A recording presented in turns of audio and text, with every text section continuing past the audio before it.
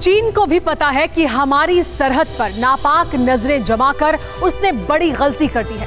Jinping जानते हैं कि दुनिया से लड़ने की चीन की ना तो ताकत है ना ही हैसियत। हाँ, धमकाने का काम चीन बखूबी करता ही रहता है। धमकाने में तो वो अमेरिका को भी नहीं छोड़ता। वैसे अब चीन शायद धमकाना तो दूर, गीदड़ भभकी देने लायक भी नहीं रहेगा, क्योंकि बॉर्डर पर ही नहीं बीजिंग की तिजोरी पर ताला लग चुका है। चीन से जंग के माहौल के बीच हमारे देश में 118 और चाइनीज ऐप बैन कर दिए गए हैं। इनमें देश भर में popular mobile gaming app PUBG भी शामिल है। भारत में पबजी के एक्टिव यूजर्स की संख्या करीब 3.3 करोड़ है। इस गेम को 5 करोड़ लोगों ने डाउनलोड किया है। गलवान के बाद तीसरी बार चाइनीज ऐप को बैन किया गया है। इससे पहले सरकार 106 चीनी ऐप्स पर बैन लगा चुकी है। यानी चीन को रणनीतिक और कूटनीतिक के साथ ही आर्थिक मोर्चे पर भी शिकस्त दी जा रही है। लेकिन क्या चीन सुधरेगा? शायद नहीं, क्योंकि लद्दाख के साथ ही चीन ने एलएसी पर साजिश के नए ठिकाने कैसे तैयार कर लिए हैं, ये रिपोर्ट बताएगी।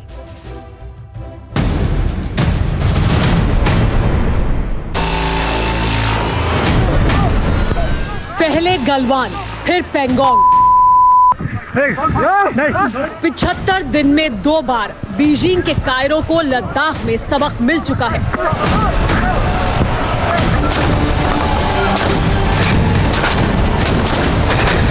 तैयारी इस कदर है कि चीनियों को कोई भी गुस्ताखी से पहले 1000 बार सोचना होगा, क्योंकि अंजाम भीषण होगा।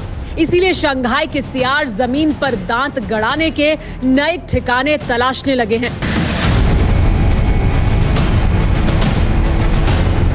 सूत्रों के मुताबिक लद्दाख में मार खाने के बाद चीन अरुणाचल और सिक्किम से लगती एलएसी पर चाल चल सकता है।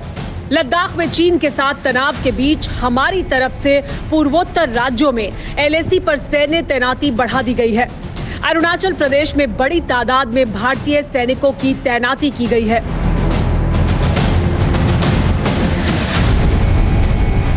साफ इशारा है कि चीन और भारत के बीच लंबा टकराव चल सकता है। फिलहाल चीनियों की इस इलाके में घुसपैठ की हिम्मत नहीं हो पाई है, लेकिन अरुणाचल से लगती सरहद के पार चीन गलवान के बाद से ही लगातार अपने सैनिकों की तैनाती बढ़ाता रहा है। इतना ही नहीं, हाल ही में चीनियों की नई करतूत का भी पता चला था।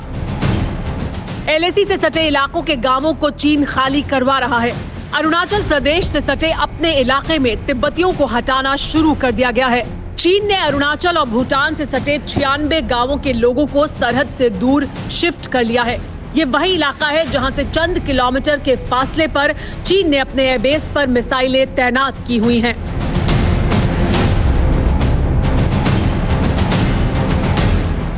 उन्नीस 1962 में भी अरुणाचल जंग का सेंटर था और जानकार एक बार फिर उसके फ्लैश पॉइंट बनने की आशंका की तरफ इशारा कर रहे हैं।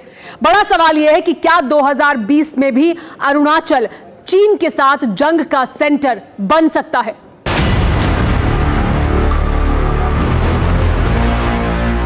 जिस तरह के हालात हैं उससे इनकार भी नहीं किया जा सकता। लद्दाख में चीनियों की हर साजिश नाकाम हो रही है।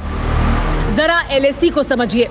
भारत और चीन के बीच एलएसी यानी लाइन ऑफ एक्चुअल कंट्रोल करीब 3488 किलोमीटर है, जो देश के 5 राज्यों लद्दाख, हिमाचल प्रदेश, उत्तराखंड, सिक्किम और अरुणाचल प्रदेश से गुजरती है। इनमें से 1597 किलोमीटर का इलाका लद्दाख में है। 545 किलोमीटर की सरहद हिमाचल प्रदेश और उत्तराखंड से लगती है। वहीं सिक्किम और अरुणाचल में कुल 1346 किलोमीटर लंबी एलएसी है।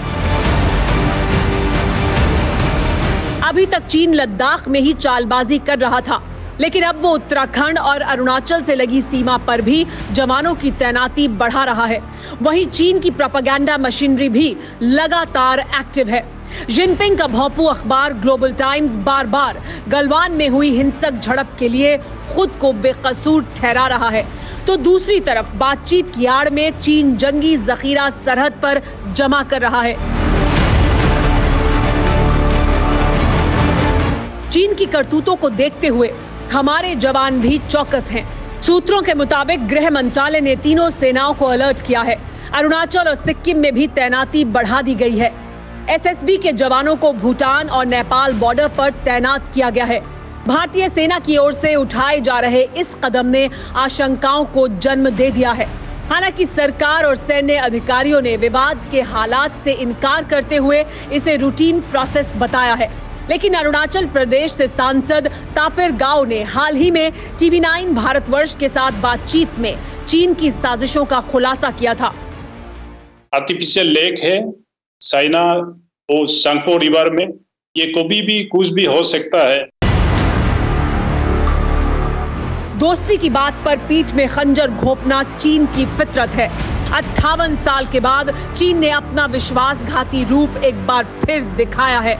लेकिन चीन को समझना ही पड़ेगा कि ये 2020 का न्यू इंडिया है। चीन अगर छेड़ेगा तो हम उसे छोड़ेंगे नहीं, और अब ये तो तय है।